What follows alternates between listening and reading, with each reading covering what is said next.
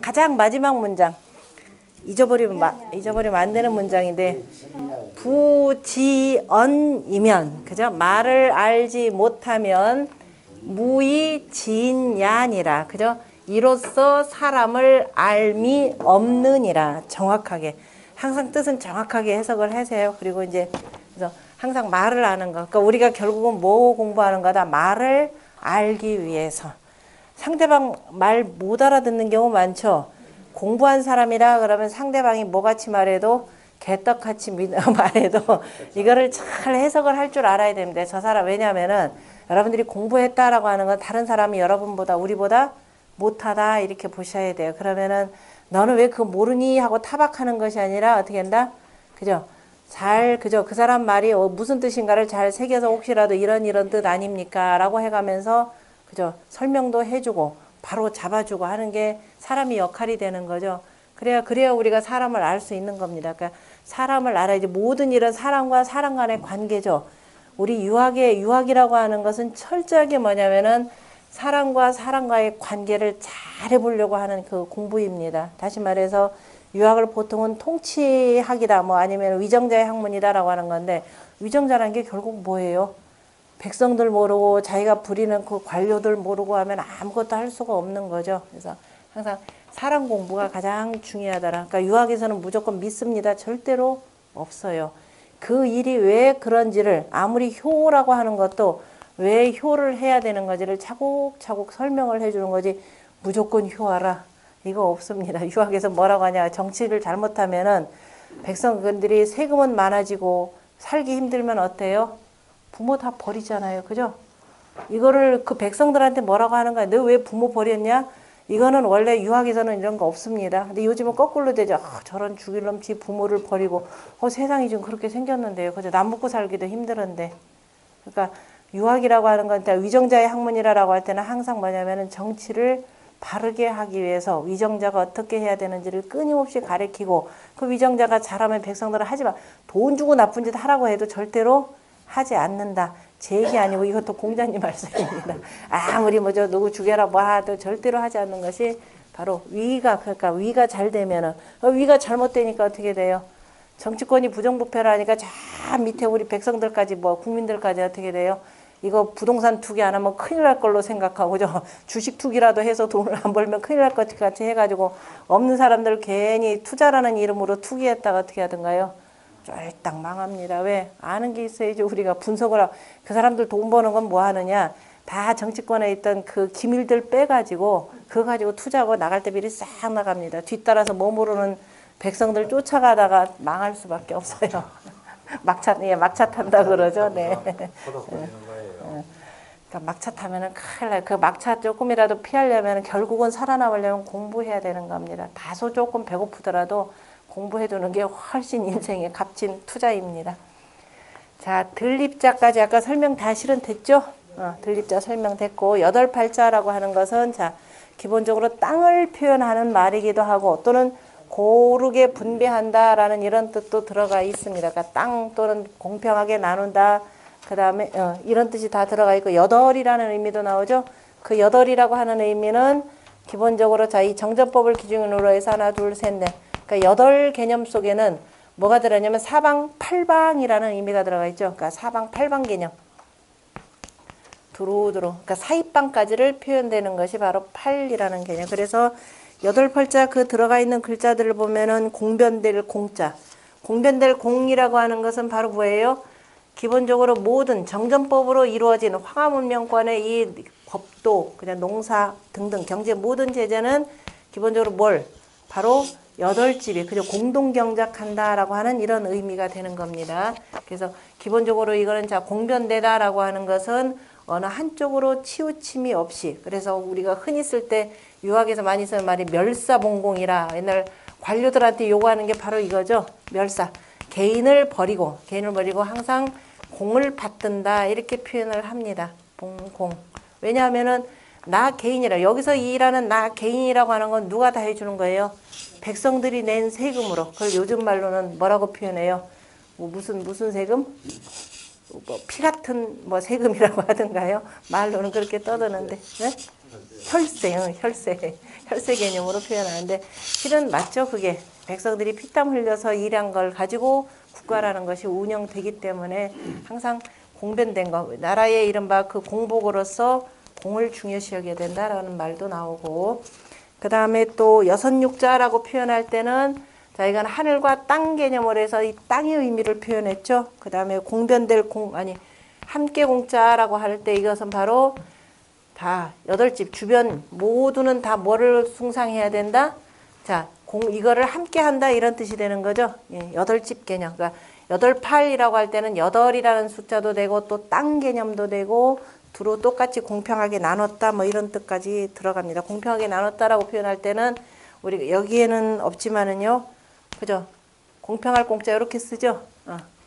그래서 똑같이 이렇게 나눈 표현을 썼고, 그 다음에 옆에 있는 요 글자 멀경자입니다. 한자는 어떻게 쓰느냐에 따라 이건 멀경자가 되고, 자 밑에 있는 안석괴인데요.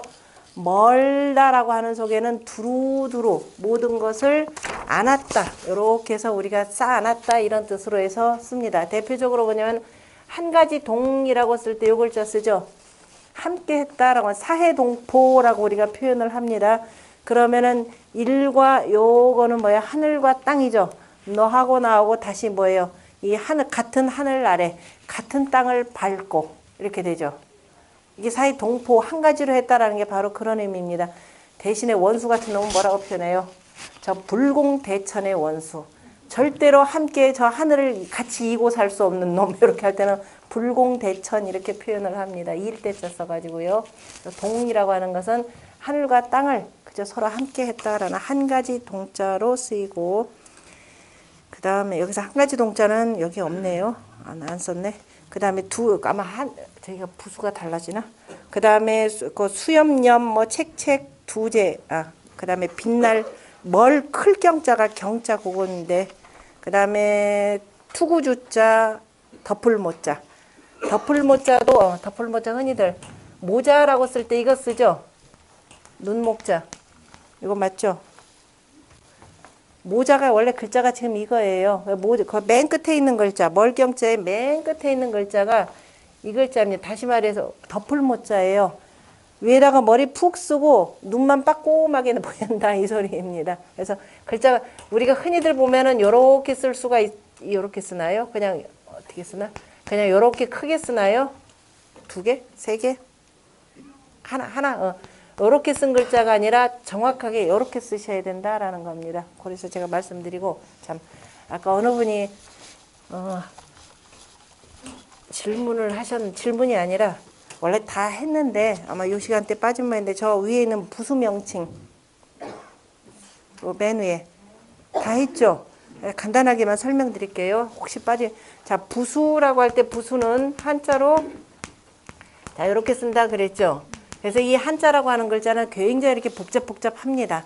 복잡한데 이 글자를 도대체 어떻게 일일이 무슨 수로 읽어야 되느냐라고 할 때 이제 만드는 것이 자전이라 그랬습니다. 그 자전에 효시가 물론 저 이하라고 하는 책도 있고, 그 다음에 흔히 가장 많이 알려진 것이 설문해자가 되죠. 설문해자만 하더라도 부수가 500 몇 글자가 되고, 어쨌든 이후에 오늘날에 들어와서 우리가 쓰는 것은 강의자전이라 그랬습니다. 그래서 이 복잡한 글자 가운데서 그 글자의 뜻을 대표하는 글자만 하나, 그죠? 우두머리, 머리로 내세워서 이걸 정리한 것이 부수가 되는데요.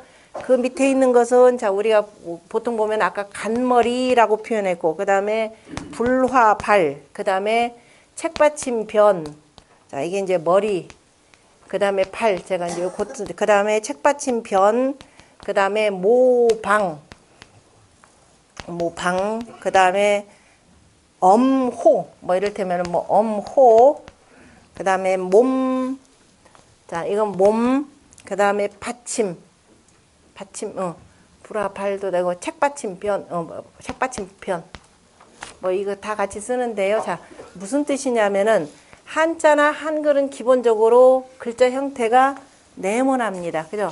낮게 그 원소로 낮게 이렇게 글자가 바로 기본 네모난 형태가 되기 때문에 글자가 워낙 복잡하다 보니까 사람들한테 뭐 설명을 할 때 그 글자는 어느 위치에 있는 뭐야 라고 할 때 이렇게 표현하죠. 그래서 자 위에 우리가 우주라고 표현할 때 자, 지부라고 이렇게 표현합니다. 그럼 이거를 뭐라고 하느냐?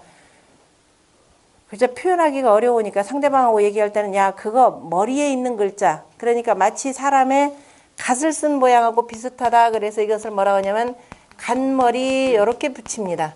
간머리 붙여놓고 그러면 무덤 총자나 이런 데 쓰는 요 글자는 그죠? 그 모두 총자를 쓸 땐 이거 뭐라고 하느냐? 이것도 맨 꼭대기 있는 머리긴 머리죠. 간머리 하다 보니까 이거는 점이 없으니까 요 글자를 뭐라고 하냐? 민간머리. 이게 별칭이라 이 소리죠. 그런데 간머리다 민간머리라 라는 글자를 외워두었다가는 절대로 뭐를 못한다? 뜻글자의 의미를 판단하지 못하기 때문에 우리가 이거를 정명, 그죠? 이름을 바르게 알아야 된다라고 했습니다. 간머리라고 하는 것은 이 글자 가운데에서 가장 머리 위에 있는 글자인데 그 생긴 모습이 마치 갓처럼 생겼다라고 이렇게 표현을 한 겁니다. 그죠? 그래서 간머리가 되고 이거는 민자다. 그래서 민간머리 이런 식으로 표현을 합니다. 이렇게 외웠다가는 자 글자의 위치는 정확하게 알려줄지 몰라도 뜻은 이게 뭔 소리인지 몰라요. 그죠? 이걸 우리가 지부라고 하는 건데 도대체 집이 뭐냐라는 거죠. 이건 나중에 우주공항에서 공부할 테니까요. 자, 이거는 집 개념인데 그럼 집이 간머리인데 집이 어딨냐 이 소리 이 속에. 그죠? 집은 바로 이게 집이에요. 이게 집. 이걸 뭐라고 하냐? 이게 집멱자입니다. 이거 조금 이따 공부할 집멱자가 되고 그럼 집이 뭐냐?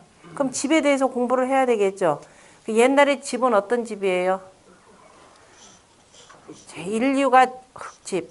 인류가 제일 먼저 살았던 집. 그냥 처음엔 풍찬노숙했겠죠. 풍찬노숙을 하다가 아 이거 비도 피해야 되고 추위를 피하다 보니까 동굴로 들어가겠죠. 굴집이 되겠죠. 그 굴집을 어떻게 표현했냐? 자, 위에 덮어 있죠. 덮어 있는데 이렇게 썼을 겁니다. 왜? 굴이다. 아까 8팔자 잘났네. 8팔자에 보면은 자, 이거는 8팔자도 되고 또 이거 뭐 사이가 벌려져 있는 개념이죠. 음이니까 속이 비었다 이 소리예요. 그런데 위는 어떻게 돼 있어요? 덮어져 있는데 그럼 이렇게만 쓰면 되죠. 이렇게 문제 제기할 수 있죠. 자, 인류가 굴 속에 살고 할 때 인류가 다른 짐승들하고 다른 점은 바로 뭐냐면은 뭘 쓸 줄 알았다? 네, 불을 쓸 줄 알았던 겁니다. 자, 동굴로 들어가서 동굴에 들어갔다고 해서 안심인가요? 아이고, 나만 굴로 피하나요? 누구도 피해요? 자, 맹수도 피하고 뱀도 피하고 비금만 와보세요. 뱀들이 아마 동굴 속에 어마어마할 겁니다. 그죠? 큰일 났죠? 동굴로 피한 이유가 살아남으려고 피했는데 그래서 동굴에다 뭘 집어넣느냐? 자, 뭘 하느냐? 불을 떼죠. 불을 피웁니다. 모닥불을 피워요. 그리고 나서 춥다고 해서 또 앞에 문을 꽉 이것저것 이어서 막는다. 되겠습니까? 질식해 죽어버려요. 그죠? 그래서 뭘 하느냐? 동굴을 막더라도 입구는 어떻게 돼요? 틈을 내줘야 되는 거죠. 이른바 연기통을 내야 되는 겁니다. 다시 말해서 요 집이라라고 썼을 때 이거는 바로 연기통이 있는 집이에요. 다시 말해서 굴뚝을 내어서 바로 공기가 그 집 개념이라고 하는 것은 기본적으로 뭘 하기 위한 집이다? 보온. 그죠? 기본적으로 이 자연으로부터 추위와 더위로부터 기본적으로 추위로부터 피하고 냉수로부터 피하면서 뭐까지? 보온 기능까지 있는 것이 바로 집이다. 이렇게 설명해야 되죠. 이거 보면서 거기까지 나와야 되죠. 그냥 아이고 따뜻해 아이고 추워가지고 되는 게 아니더라 라는 겁니다. 이게 그래서 정확하게 집 개념이 돼야 되고 이거는 그냥 집이 아니죠. 덮은 거죠. 다시 말해서 이거는 돼지해라고 하는 것은 실은 무리 개념으로도 표현합니다. 이 무리들을 두루두루 통솔하는 사람에서 총재라고 할 때 이걸로 쓰죠. 모두 총자. 그리고 또 여기다 흙토를 이렇게 쓰면은 무덤 총자가 되는 겁니다. 그냥 봉분 이렇게 덮었죠. 여기 자, 이걸 똑같이 집 개념으로 하면 큰일 나죠.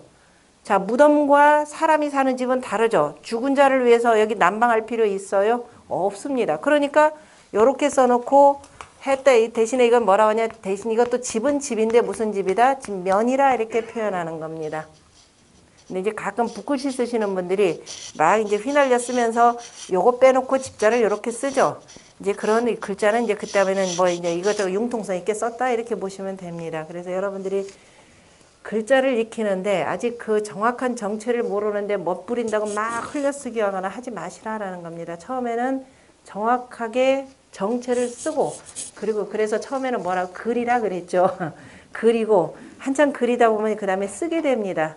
쓰게 열심히 또 잘 쓰고 달필 하게 되면 나중에 어떻게 돼요? 저절로 다시 그림처럼 돼버려요. 근데 처음에 우리가 그린 그림과 나중에 이 과정을 거쳐서 그린 그림과는 천양지차가 되죠.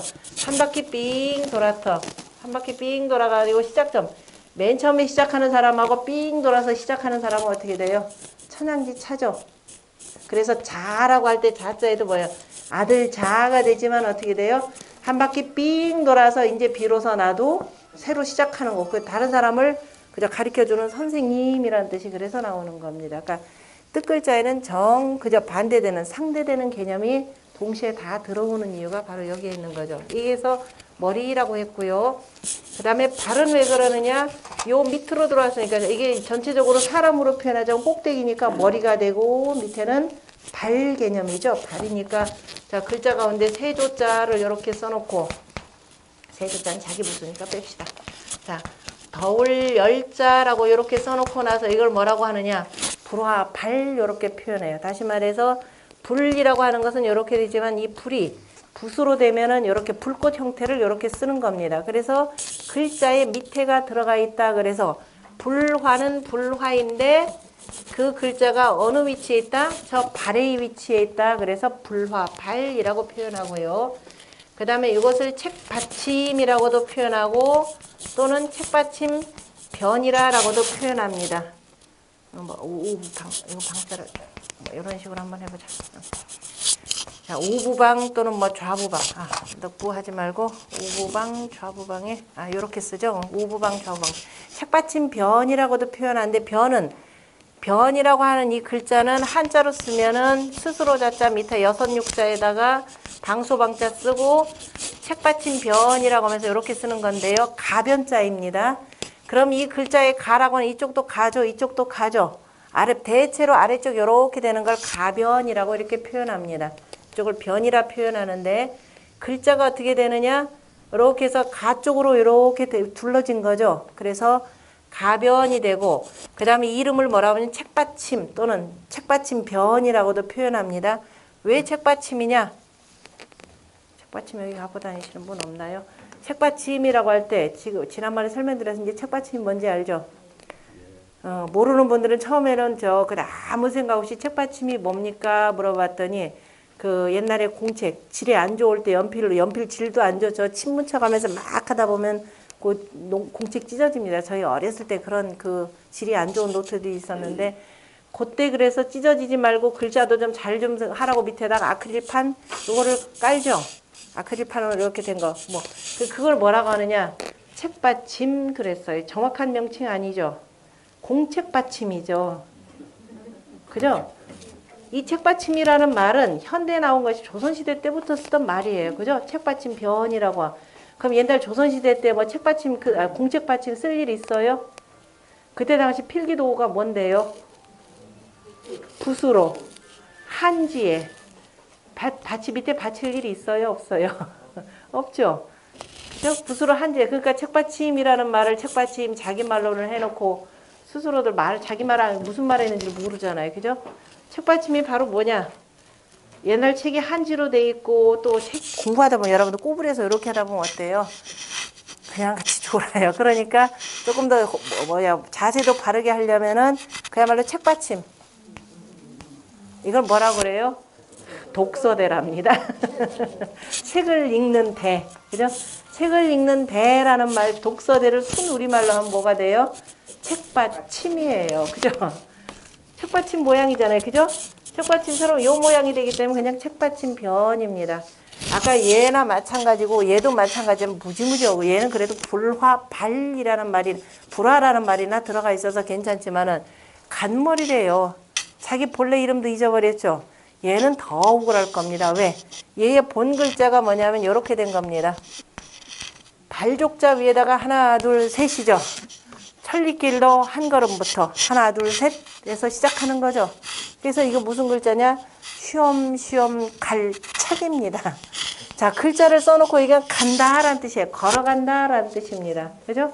걸어가는 거. 그러니까 이 글자를 이렇게 써놓고 이게 도대체가 뭔 소린지 크잖아요. 그죠? 그러니까 글자를 써놓고 여러분 뜻글자를 공부하는데 뜻글자를 전혀 뜻글자로 공부한 적이 없다라는 거예요. 무조건 요 글자 들어가는 건 전부 다 뭐예요? 걸어간다. 어쨌든 다 움직여서 간다 이 뜻으로 해석을 하셔야 되고 그래서 책 받침 내지는 변이라는 의미, 대체로 이렇게 쓰면 변이라 그럽니다. 그 다음에 요 글자를 우리가 뭐라고 하냐 우부방 그 다음에 글자의 왼쪽에 들어가면은 좌부방이라고 이렇게 표현했습니다. 자 무슨 소리냐면은 자, 요렇게 쓰면은 뭐라고 하냐면 이쪽에 글 여러분들이 볼 때 어느 쪽에 왼쪽이니까 좌부방, 그죠? 좌부방이라고 쓰고 그 다음에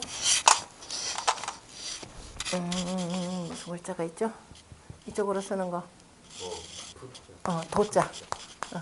도자에 보면은 요렇게 쓰면 오른쪽에 있으니까 우부방 요렇게 표현합니다. 그러면은 지금 우리가 흔히 쓰던 말을 제가 이제 한자로 씁니다. 이렇게 쓰면은 좌, 부, 방.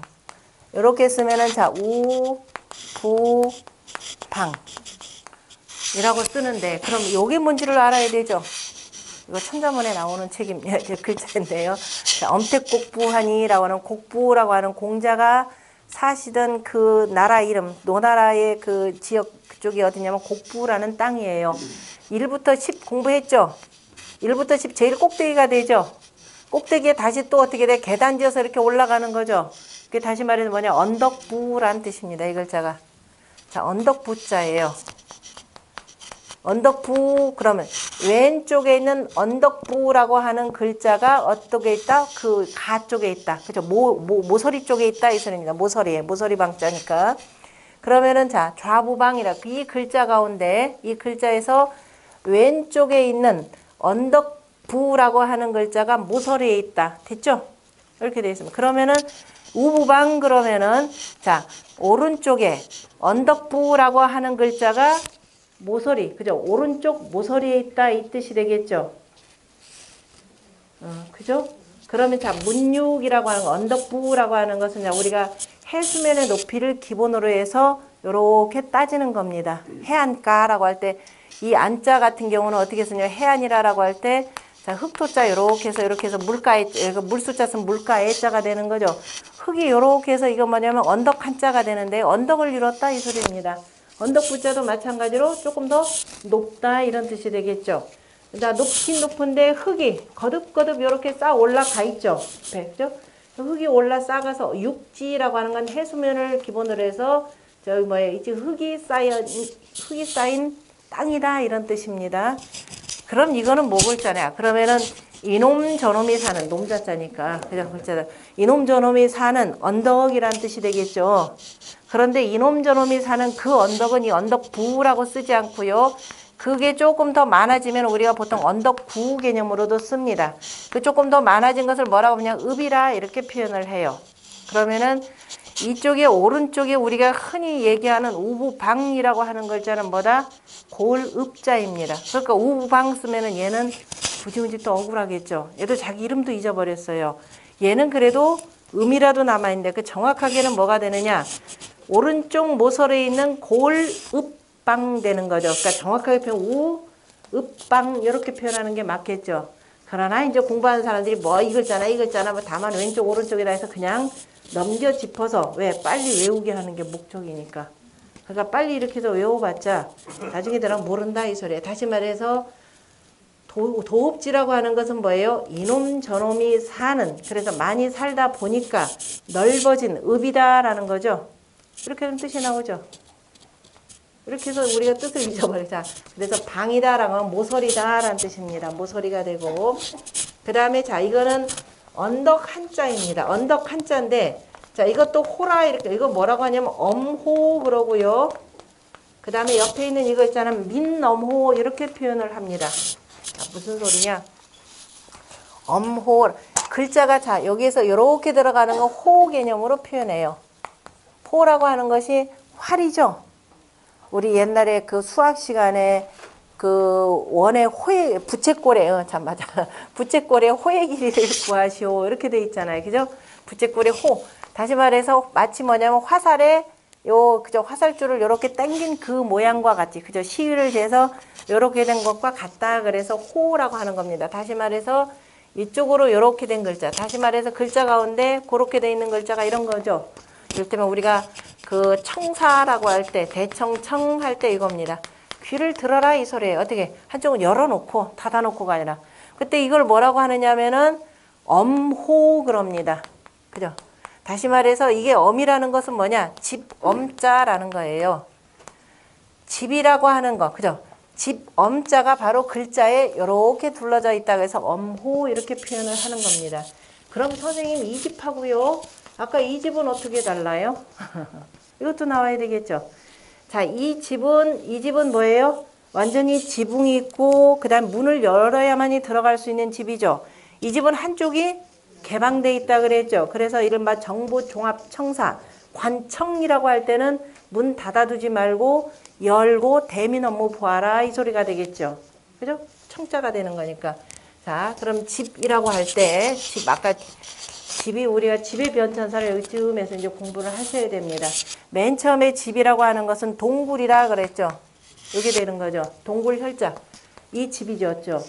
이것이 조금 더 가면은 이제 제법 땅바깥으로 나오는 거죠. 우리가 옛날에 그 선사시대 때 저기 암사동에 가보면은 혈구지라고 그러나요? 혈구지? 땅속 요렇게 파가지고 또 위는 땅도 파고 속으로 좀 들어가고 위에다 집으로 이렇게 덮어놨잖아요. 그죠? 이것도 표현되지만 실은 기본적으로 동굴 형태가 되는 겁니다. 여기서 조금 발전된 게 요거예요.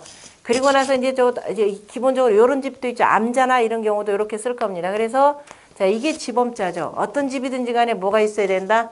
아까 난방. 그죠? 난방의 굴뚝이 중요하다라는 겁니다. 이게 집엄자인데 똑같이 얘를 이렇게 해놓고선 이건 뭐라 그래요? 민어모 그랬잖아. 이거 없이 점이 없으니까 민자가 되고 자 어쨌든 자 요런 집이었다가 나중에 최종적으로 발달되는 집이 이 집이 되는 거죠.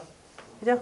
자 이게 이 글자를 공부하면은 기본적으로 집의 변천사까지를 우리가 쭉 보게 되더라라는 것이 되고 자 얘도 그냥 민어모 하니까 얘도 지금 무지무지 억울하네요. 왜? 자기 이름조차도 잊어버렸으니까. 나도 얘 여기서 변천돼 가지고 뭐예요? 점이 없다 그래. 난 민자다 이러죠. 우리 소매도 민소매옷 그러잖아요. 자, 이거는 뭐냐면 아까 얘기했듯이 언덕 한자입니다.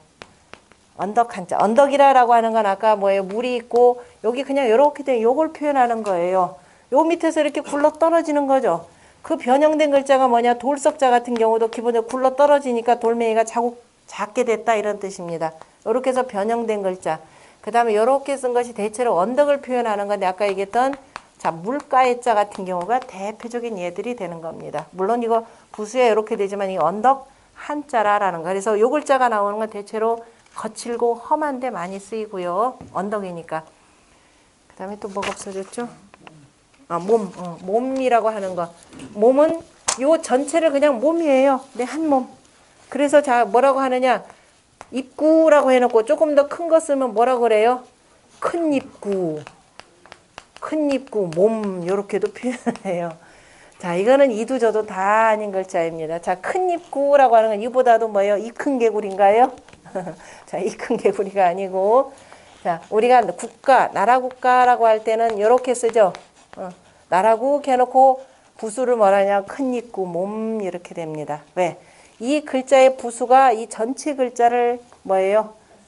에워싸고 있죠? 전체 글자의 전체의 이 형태를 나타내는 거니까 제가 조금 전에 얘기했듯이 이 글자는 뭐냐면 사방 빙글빙글 뭐예요? 울타리 쳐놓은 거죠? 이른바 국경선. 그래서 에울 위자입니다. 에우다라는 건 둘러쌌다 이 소리예요. 국가라는 게 뭐냐? 국가 개념이 여기서 나오죠? 우리가 기본적으로 국이라고 표현할 때 국자는 뭐냐? 안에 있는 글자가 혹자예요. 혹시라도. 다시 말해서 입구라고 하는 건 여기서 입구는 네모라고 하는 땅이 되는 거죠. 작다라고 해서 꼭 입만 표현하는 게 아닙니다. 글자 속의 편의에 따라서 땅을 표현하기도 하니까 내가 일정한 땅을 그죠? 지킨다라는 뜻입니다. 지키는데 혹시라도 누가 쳐들어올까 봐 뭘 들고 창을 들고 다시 말해서 무기를 들고 지킨다라는 거예요. 이 나라국자라고 하는 것은 이른바 국방 개념이 굉장히 큰 겁니다. 방비 개념이죠. 방비 방어 개념입니다. 그래서 혹 누가 지킬까 봐 그래서 이렇게 지키다가 그것도 나중에 부족해 가지고 두루두루 국경성도 치고 거기다가 군사도 갖다 배치하고 하는 것이 국자입니다. 그래서 국이라고 하는 개념 속에 뭐가 들어있냐면은 나라의 국방 개념, 그죠? 지킨다라고 누가 침입해 올까봐 지킨다 이런 뜻이 되는 거죠. 참 어리석은 우리 대한민국 국자 보니까 대한민국 국회의원들이 참 어리석은 게 어느 날부터 한글 전용하더니 나라 국자 국회라고 할 때 얼마나 디자인 멋있어요, 그죠? 여기다 이렇게 다섯 개인가 이게 해놓고 국자를 이렇게 하나 써놨죠, 그죠? 혹 누가 침입해 올까봐 이렇게 된다 그러면 그럼 차라리 요새 바뀐 거 알죠? 한글로 뭐라고 해놨어요? 국회 그랬습니다. 뭐라 한글로 그렇게 바꿔요? 이건 디자인이고 그 다음에 누책이지만 이건 뜻글자라고 하는 건 굳이 중국 문자라는 게 아닌데, 그죠? 그러다 뭐라고 그 차라리 그럼 우리말로 뭐라고 하는 게 좋겠어요? 나라 모임 그러죠, 그죠? 뭐하러 그걸 한글로 왜 바꿔요? 대단히 멋진 이 저기 디자인인데, 그죠? 그래서 참 항상 우리가 얘기하듯이 무식하면은 용감해집니다. 그죠? 서슴지 않고 무슨 일들을 저지르는데요. 자, 몸이라는 개념이 그래서 이렇게 되는 거 전체를 표현하는 거고, 그 다음에 또 하나가 뭐냐, 아까 받침이라고 할 때 밑받침, 보통 책받침하고 책받침 해도 되고 그냥 책받침 변으로 해서 아래쪽으로 되는 건 가, 위쪽은 호 개념입니다. 그래서 앞으로는 이 부수명칭도 그다지 제가 중요하지 않다라는 것이 물론 글자의 그 핵심적인 뜻을 잡아내는 데는 절대적으로 중요한데, 자, 요즘에는 부수 몰라도 공부하기 참 좋죠. 여러분들 스마트폰 웬만한 분들 다 갖고 계시고 거기다가 한자 자전 하나 딱 올려놓으면 글자를 잘 모르겠다. 그냥 앞에서 그리면 되죠. 그래서 딱 해놓으면 어떻게 돼요? 글자 찾아 나옵니다. 그래서 굳이 이렇게 하나, 이거 말고도 또 이 부수 말고도 중국인들 같은 경우는 이거는 자기 발음도 잘 모르겠고 걔네 굉장히 복잡합니다. 걔네들은 이 글자를 익히기 위해서 얼마나 고민을 하느냐면요. 저도 이 글자 찾을 방법도 없고 하니까 1학년부터 4학년까지 초등학교 들어가면 오로지 글자 읽는 연습부터 합니다. 그것도 뭘 가지고 하느냐? 로마자 표기법을 가지고 해요. 옛날에 송나라 때는 이렇게 보면은 반절음 표기해가지고 이미 아는 글자를 전제로 해서 초성과 그 다음에 종성 뭐 이렇게 읽는 방법이 있는데 이것도 어렵다 보니까 왜? 처음으로 공부하는 사람들을 위해서 로마자 표기법 하고 그 다음에 글자를 또 어떻게 찾아서 뜻을 아느냐라는 건 또 사각호마법이라는 게 있어요. 이거는 굳이 몰라도 됩니다. 가끔 혹시라도 여러분들 사각호마법 익히려고 노력하시는 분들 혹시라도 있을까봐 하지 마세요. 이거 글자에 각각 이 여기에 있는 거 안에 있는 것들 있죠. 이 순서가 있습니다. 이거를 숫자로 변환시켜 가지고 그 숫자로 변환해서 그 찾아가는 방법이 있어요. 왜냐하면은 이 글자가 여러분들 무슨 글자인지 어떻게 알아요? 아무것도 모를 때는 막막하죠. 그래서 이거를 이제 숫자로 변환해 가지고 하는 방법이 있는데 요번에 개정된 그 몇 년 전에 개정된 그 강의자전에도 사각호마법 방식이 이렇게 표기가 돼 있습니다. 철저하게 무시하셔도 괜찮아요. 왜냐하면은 워낙 여러분들 공부하기 좋은 시대에 태어나가지고 글자를 전혀 몰라도 그대로 그려가지고 찾으면은 글자가 나오니까요. 됐죠? 지난주에 열심히 설명을 했는데 생각보다 몇 개 또 빠진 것도 같기도 해서 다시 한번 설명드렸습니다. 앞으로 이 관련해서 더 이상 설명 안 할 겁니다. 자, 멀경자 있고 진면자 여기까지 했었죠? 덮을멱자, 이게 덮을멱자가 되고 그 다음에 이거를 뭐라고 하느냐 하면은 보통 이것도 이수변이라고 보통 저기를 합니다.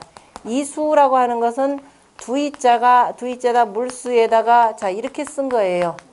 그럼 다시 한번 보자면은 이 글자는 어디에? 글자의 가 쪽에 있구나. 그죠? 방금 그죠? 가 쪽에 있구나. 뭐가? 물수자 두 개란 뜻이 아니라 물수자가 원래는 뭐냐면 부수로 되면은 삼수가 돼야 되죠. 그래서 이걸 그래서 삼수라고 표현을 합니다. 이 물수자가 그 부수로 쓰일 때는 하나, 둘, 셋 자에서 보통 삼수라고 표현했고요. 자, 모든 겨울이 되면 모든 게 얼어붙죠. 얼어붙으면은 물을 빼놓고는 대체로 물기가 있는 걸 빼놓고는 보통은 추운 계절이다 그러면 다 응축하죠. 응축되는 성질입니다. 그래서 삼수 개념을 자 물이라는 것이 이렇게 있었는데 얼어붙어서 다 응축된다라고 해서 부수를 하나 줄여가지고 이렇게 쓰고 이게 바로 뭐냐면은 얼음빙자예요. 자, 얼음빙이라고 쓰고 요거 자체 그냥 얼음빙입니다. 그런데 사람들이 잘 모르니까 어떻게 되냐 물이 얼어붙었다 그래서 이렇게 해서 얼음빙 쓰기도 하고 옛날 얼음집에 가보면은 이렇게 해서 크게 써놨죠. 다 속자들에 해당되는 겁니다. 그래서 이거는 동자가 되죠. 그래서 이수변이라고 하는데 정확하게는 얼음빙으로 알아두시고요. 그 다음에 옆에 있는 요 글자는 이것도 바람풍자에 설명드렸었죠. 얼핏 보면은 자 이걸 뭐냐면 안석괴라고 표현합니다. 안석이라고 하는 것은 편안할 안자에다가 자리석자가 되는 거죠. 옛날에 그 양반들 여러분 뭐 보면은 뭐 옆에다 책상으로 이렇게 기대고 앉아 있는 거죠. 책상도 되고 때로는 기댈 수 있는 것을 이렇게 표현을 했습니다. 기대다 보면은 한쪽으로 내가 이렇게 기대면 어떻게 돼? 찌부러져서 이렇게 튀어나오겠죠. 옛날 조금 받침대들. 그래서 표현한 건데 안석뿐만 아니라 이거는 바람이 부는 것까지를 다 표현한 겁니다. 바람이라고 하는 건 어디서부터 불어온다? 바람은 자 모든 바람이라고 하는 여러 가지 바람이 많다 그랬죠. 제가 장풍을 날릴 수도 있고 콧바람도 있고 또 치맛바람도 날릴 수 있고 그죠? 그야말로 바람도 날 수가 있는데 그 바람 글자라고 하는 것은 뜻글자의 글자를 만든 사람들은 항상 뭐다 보편타당한 법칙을 가지고 쓰는 겁니다. 누구나 다 알아야 돼요. 바람 가운데 조금 더 큰 바람은 골바람도 있을 것이고 또 저녁이 되면 그저 바닷바람이 있죠. 밀물썰물에서 바닷바람도 만만치가 않습니다. 그죠? 그런데 이거는 그 특정 지역에 사는 사람들만 느낄 수 있는 바람이에요. 바람이라고 하는 거 가장 큰 게 뭐냐? 바꿔버리죠, 모든 걸. 우리 가장 그 큰 바람이 뭐냐면은 계절풍입니다. 그죠? 봄바람이 분다?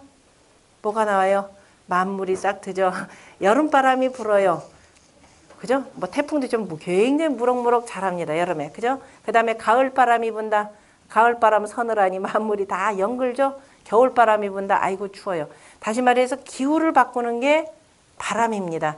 그 바람이 그죠? 바람 가운데 가장 큰 바람이고 그 바람은 바로 위에서부터 아래로 이렇게 불어오고 뭔가에 닿으면 어떻게 돼? 다시 차고 올라가는 거죠. 우리 돌풍이라는 게 그렇잖아요. 그죠? 기운이 밑으로 내려서 갑자기 싹 내려서 끌어올리는 그걸 표현한 거죠. 그래서 바람풍자 이게 대표적인 거가 되고 그 바람이라고 하는 것은 어떻게 된다? 벌레가 그죠? 가운데를 점점점 우리가 벌레충이라고 표현할 때 이렇게 쓰면 벌레 회자죠. 하나로 쓸 때는 회로 읽고요. 세 개로 써야 벌레충인데 야금야금 속으로 파먹는 겁니다.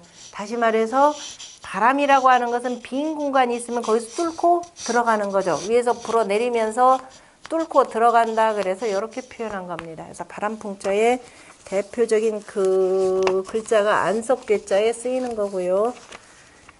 그 다음에 또 대표적인 글자가 뭐가 있을까요?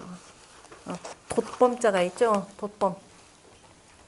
범선이라고 할 때 무릇범자입니다. 이게 자 배주자가 들어가면은 앞에 어딘가요? 배주자 들어가면은 근데 무릇이라고 하는 것은 대저 그죠? 대개 뭐 이런 뜻으로 쓰는데 전체적으로 바람이 위에서부터 아래로 불면 모든 것이 변화가 되는 거죠. 봄, 여름, 가을, 겨울 나오듯이 두루두루 모든 것을 하나 뭉뚱그려서 대체로 이렇다라고 쓸 때 이 말을 많이 씁니다. 그래서 돛대 개념으로도 쓰이고요.